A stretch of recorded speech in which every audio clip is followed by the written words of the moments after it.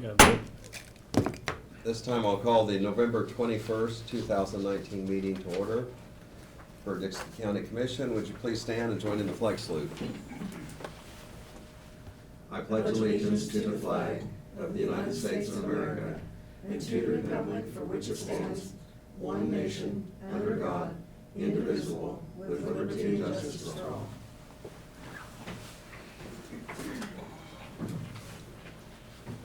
Okay, on the agenda we have some items to add. It would be to consider the approval of a construction agreement with Rural Water District Number 1. Also consider a bid to purchase a new vehicle for emergency management. And then at the end, we will have an executive session for attorney-client matters, and that will be for 10 minutes. And I would move that we approve the agenda as amended. I'll second it. We have the motion and the second. Any other discussion?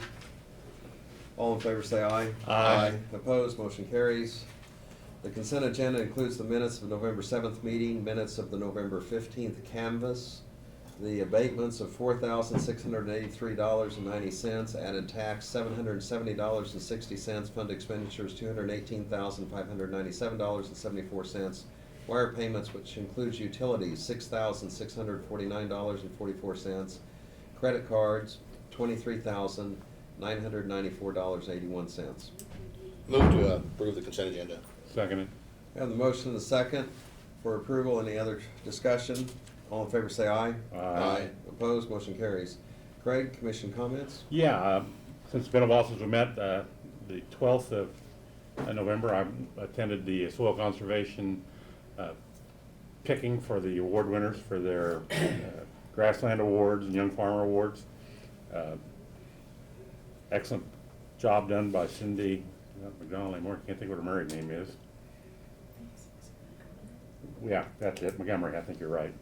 That's the only thing I attended besides the KAC convention in Wichita last week. That's all I have, Lynn. Okay, Ron? Spent a little time in the town that I live in, Woodbine.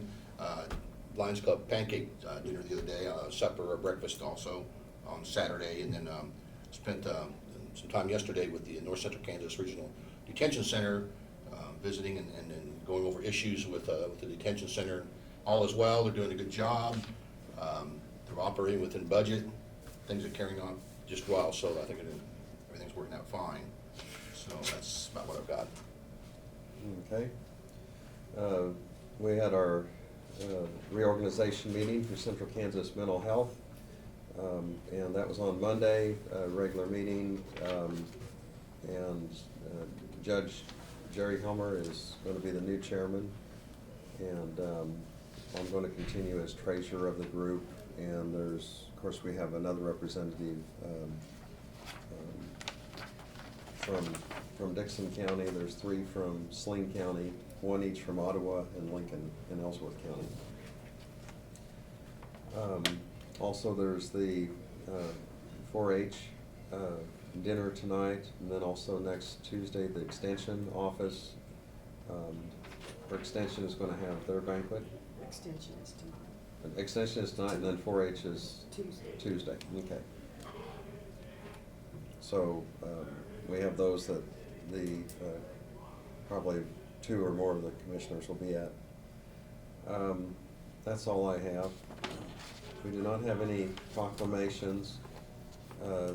There's public comment that is available. If anyone has anything that is not on the agenda, they could state or make any comment at this time. You need to step up to the podium if you'd like, and if it's for anything that's not on the agenda. If you give your name and address, please. I'm Nan Scholl, 813 North Olive here in Abilene. I'm here on behalf of Louise Fry, who sent the letter to you with her concerns about the Historical Society, which she is not the only one. There are numerous of us that are really, really scared of what's going to happen. Louise can't be here. Her husband fell a little bit ago, so she's at the hospital. So I'm just here to bring it to your attention. I don't know if you can do anything, but if we don't get active, which there are, like I said, a lot of us that are willing to serve on the board, we're going to lose our Historical Society. It's that serious. So glad to answer any questions. I was on the board for several years. I had to resign for my own sanity, but I'm willing to start back on it again. So, Okay. Well, I'm kind of new, so just help me out, what's going on? What's the problem? we don't know. They closed the doors. I volunteered down there for over 20 years. I can no longer volunteer down there. There was 5 of us that volunteered in the archives with the vault and processing the papers. We got a notice one day that just said, can't come back anymore. As far as doing research through like you got a letter, I think, from Robin Black some time ago about what Heritage Homes does. Heritage Homes cannot get in there to do the marking of the homes that we've done. Heritage Homes has done since 1988. Just in the last 2 weeks, I was asked to do some research on one of the buildings downtown by a very prominent citizen. And I had to tell him, this is all I can give you, what I have in my files. I cannot get into the Historical Society to look at photographs, obituaries, city directories, any of the things that are researchable. And part of your membership benefit of being a member of the Historical Society is to be able to access the research facilities. It's my understanding they're only open a couple, 3 days a week now. I don't know for sure because I can't go down. So it's just really, really serious. Well, we received a letter from Louise Fry, and we've all got to study it and read it. And again, I'm new to this and not understanding it, but it's a great opportunity when we all can work together with any organization, because it takes people and people getting along. It's a wonderful thing that we do that. So I have some concerns when we start receiving stuff like this, that we know we need to work together and try things out. And I know you folks have tried. We've tried and tried, and we're getting nowhere. It's brick walls. Okay. Well, I'm not a member by any means. I've done Shame anything like on that. you. Well, probably a lot of shames on me probably, but I try to do the right thing. But I'm interested in we want it to succeed and do well. We want all parties to be happy. Our So, annual meeting is next Tuesday. You're more than welcome to come. okay, well, thank you. I might take you up on that invitation. 7 o'clock at the Historical Society. Okay, thank you. You're welcome. Any other questions or comments? I will mention, too, thank you. You're welcome. We did receive a letter, and then also Louise Fry did call me, and I think Nance, as you had mentioned, I've received comments, probably from half a dozen people, and which some would say, well, 6 isn't that many, but, you know, typically, often, if we receive comments, it's 1 or 2 at a time, so it does just seem to be a little bit of a community discussion. One of the points on the letter that I thought I'd kind of just bring out a couple of things, and you mentioned this, they do have their annual meeting. It's on November 26, 2019, at the museum, 412 South Campbell.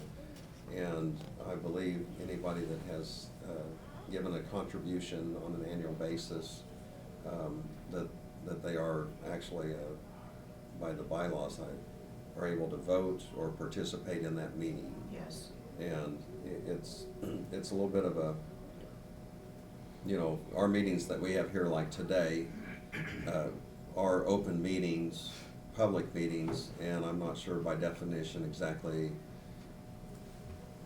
how, that they have the same laws or accountability as far as an open meeting. I'm not sure on that, but it does also, and Louise had pointed this out, that the bylaws had said that there's supposed to be 14 members, board members. And, It should be 18, I think. or 18, Yeah. yes. 18 members, and so I'm not quite sure how changes have taken place without a quorum or. It's all done from the way I understand it, if they're not following the bylaws, it's against the bylaws, they can't conduct a meeting without a quorum of the 18 members. If there's not 18, there needs to be at least a quorum amount on the board in order to conduct business legally, is my understanding. So they've been operating since last July illegally, so to speak. And I know this isn't something that Doug has looked at specifically, so, but this may be more of a matter that, beyond our realm, you might say, of control, as far as the county commission, but We But I just mean, want we you to be certainly, aware of it. you know, anything that's of interest to the county, I mean, we certainly welcome comments and want people to get a hold of us. And the county donates, what is it, or gives us almost $70,000 of our taxpayer money to the Historical Society every year. And I think that's where a lot of us are coming from. That's my tax dollars going to something that belongs to our county. And some of those records are supposed to be public records that came from the county. We can't see them. Okay. So, thank you for listening, I appreciate it. Thank you for your And comment. Louise have, appreciate it. Thank Yeah. you. I'm sorry to hear about JM falling, that's. Okay, we'll go on to, we will have some other notices and communications on letters we've received. I just went ahead and commented on this since you had brought this up on Louise. It wasn't on the agenda, but it was a written letter that we'd received. We'll go ahead and go to our reports of county officers, and so Brad, if you'd give your administrative report. Okay, Gary County has reached an agreement, Gary County Sheriff with Gareth to transfer ownership of a canine vehicle and the dog over to Gary County. As you're aware, that canine handler has resigned from us and taken up employment with Gary County. He is trained with that dog, and there's kind of a partnership, so in your package, you've got a list of what they've agreed to, and I think the vehicle and the dog totals $33,000 that they're willing to pay us for that vehicle and stuff, which Garrett felt like was a good trade, and I would concur with that, so that's what they were planning on doing. And that will be done. If he hires another canine officer in the future, he'll have to get a vehicle set up. Do we need to take action on that? I don't know whether you do or not. Do they, Yeah. Doug? If the sheriff is Sold a vehicle? transferring that ownership of the vehicle from here to Gary County, And so, what's the problem with that? I don't know that there is. Do they need to take Action. action on that, formal action, or is that something Garrett can just? Well, no, you can't go wrong by approving that Okay. transaction. So I would say probably yes. So, Well, it kind of firms it up that it did go by us and that we're in agreement with it. It is a county asset, Yeah. so we did, Mhm. if you prove Okay. that, there wouldn't be any question about it. Okay. You want to go ahead and finish your report, or is sure, that? sure. And then we'll take that up.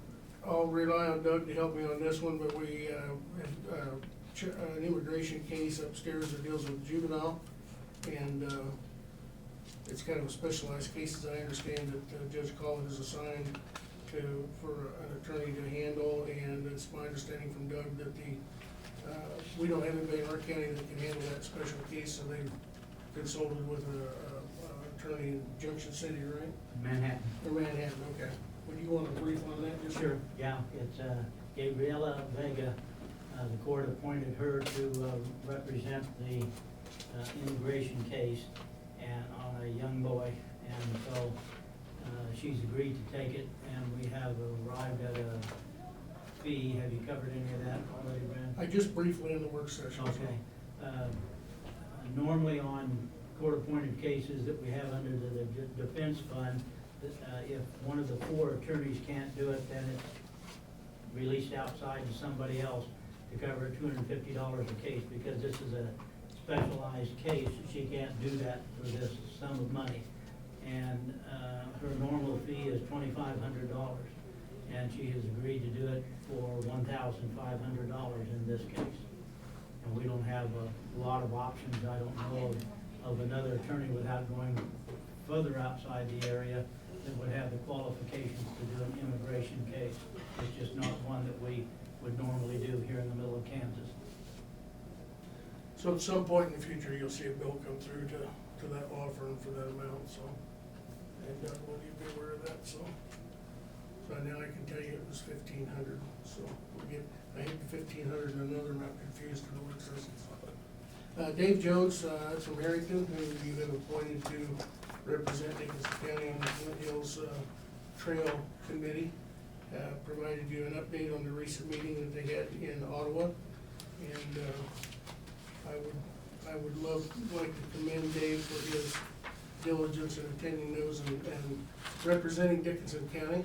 He's doing an excellent job in doing that, and I think you guys made an excellent selection in appointing him to represent us on that. So if you have any questions on his report, I'd be more than glad to send them that to him. So we get the invitation for Tri-County Chamber Banquet, which is in January, and I'll revisit that as we get closer so we can RSVP whoever we want to attend.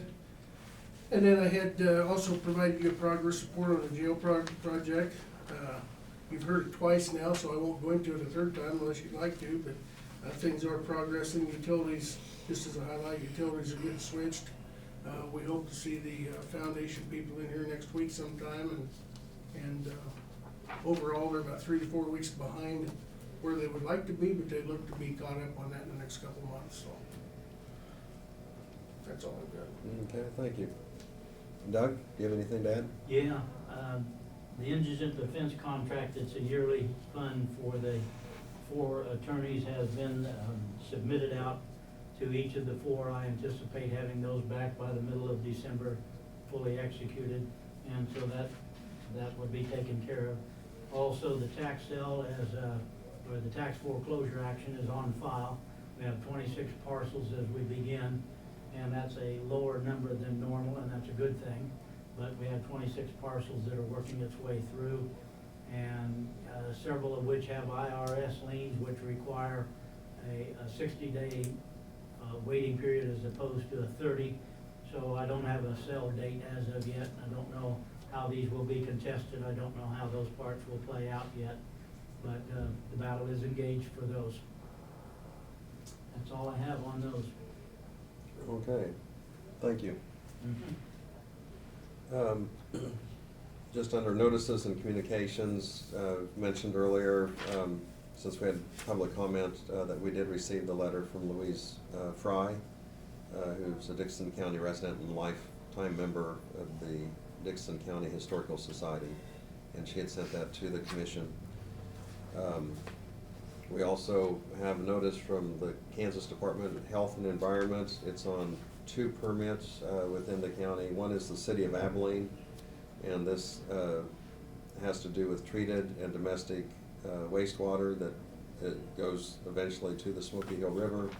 And then we also had one, Gerald Shippey, and this was renewal of a permit for an existing facility of 150 head of cattle, and that's in Woodbine.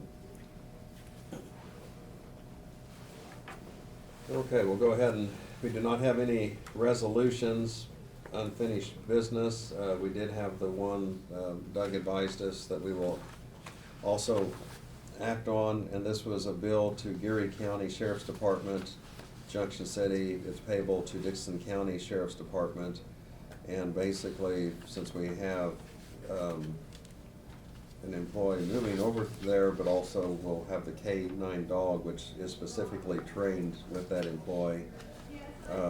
We are being reimbursed for that from Geary County. It includes the home kennel, some concrete work that was done for the kennel, transport of the kennel, a uniform vest, and also the 2016 Ford Interceptor plus equipment. So the total amount on that was $33,070. I move we accept the purchase of those said items from Geary County. Okay. I'll second it. Okay, and I should have mentioned this also. It says Geary County agrees to pay for the tear down of the vehicle, which is an unknown cost, but we do have this estimate working with them. And I think, Ron, you mentioned too that part of the agreement, I mean, we have kind of a reciprocal agreement with law enforcement anyway, that if there would be assistance needed or something like that, that certainly that they may come back over here or with the dog on as needed basis if a situation would arise. Any other discussion? We have the motion and the second. All in favor say aye. Aye. Opposed, motion carries. Okay, the other items we have was consider the approval of the construction agreement with Rural Water District Number 1 on Fair Road Bridge Replacement Project. Brad? This is one of the precursor things we need to take care of in preparation for the bridge replacement at 2790 Fair Road. That's our hole in the bridge site. And as a part of that, there is a water line that goes across next to that bridge.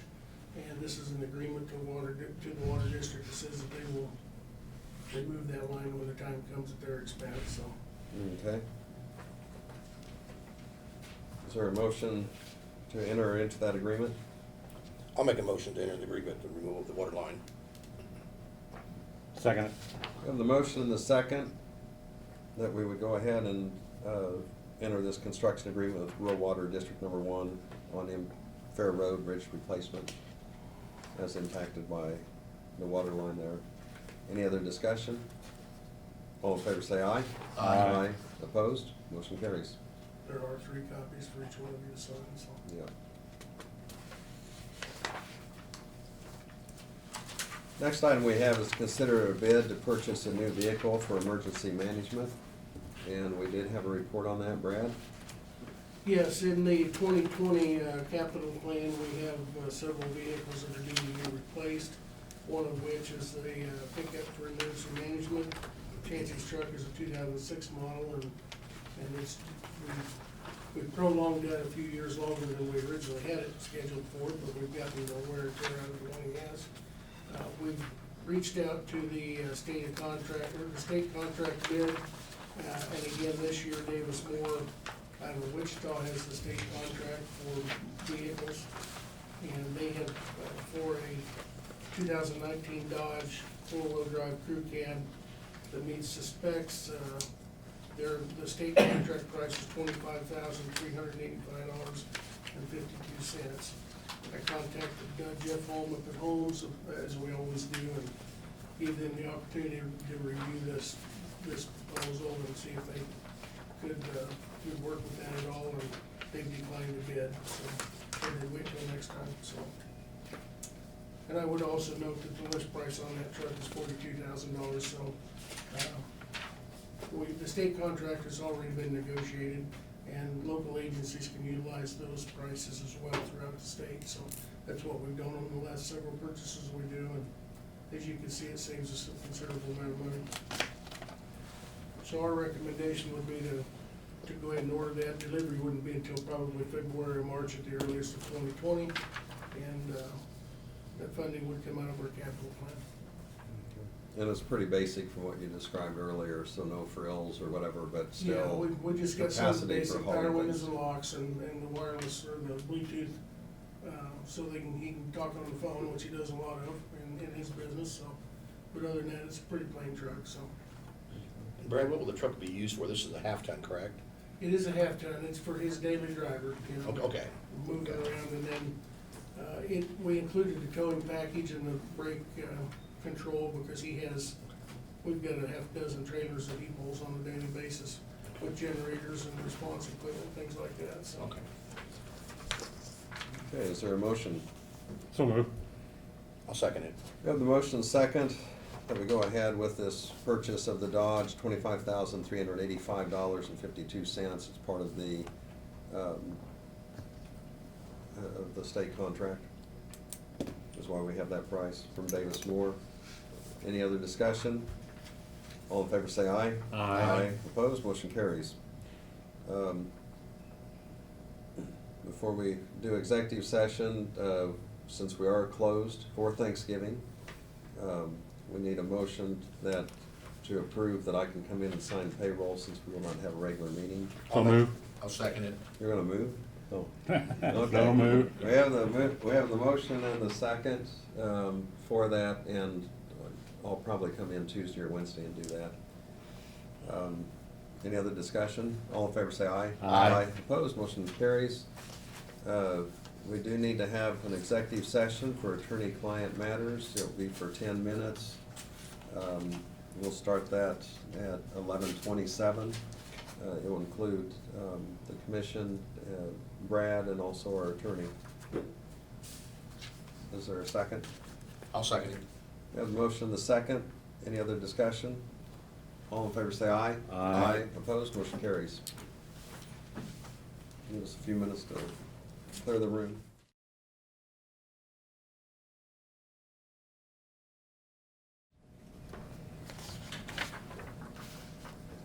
We finished our executive session. I'll go ahead and move at 11:37 here.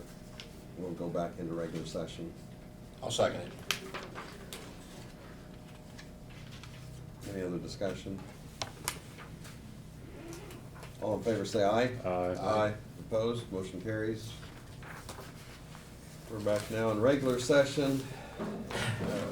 Anything else to bring before the commission? Do we want to take action on that today? Is your recommendation, get it started? Yes. As soon as Oh, possible? okay. Yeah, I mean, that's why I understood. Yes. Oh, okay, I'm sorry. Yeah. Go ahead if you'd want to make the motion, Craig. Uh, Or how The do you county want would the start a wording? drug court for approximately, not to, Authorize the drug court? authorize the drug court for not to exceed $15,000, Correct? and working with Judge Sexton to implement it. Yes. And I'll second that. We have the motion, the second, that we go ahead and authorize a drug court, working with Judge Sexton, and Doug, thank you for your work on it. Along with not to exceed the 15,000, any other discussion? All in favor say aye. Aye. Opposed, motion carries. May not hurt to let the newspaper know since we had an action item, just so she's aware of it. Is there a budget fund you want that money to come from? Do you need to designate that now, or do you know how you're going to do that part of it? I think we just have Janelle, see what fund she wants to take that out of. I'd say the diversion fund to start Yeah, with. Janelle and I talked about it, there's about 34,000 in diversion right now, so we could either take That'd it be all good. out, or we could take part, Yeah. and we've got a little administration for emergencies that we could cover, so. Okay, Excellent. well, let's, forward that a request to diversion, and I think the formality is just having Andrea sign off on it, so. She obviously is in support of it, and we heard it from. Sure. so. Okay. Is there a motion to adjourn? So moved. Second it. Have the motion second to adjourn. Any other discussion? Hearing none, all in favor say aye. Aye. Opposed, motion carries. We're adjourned.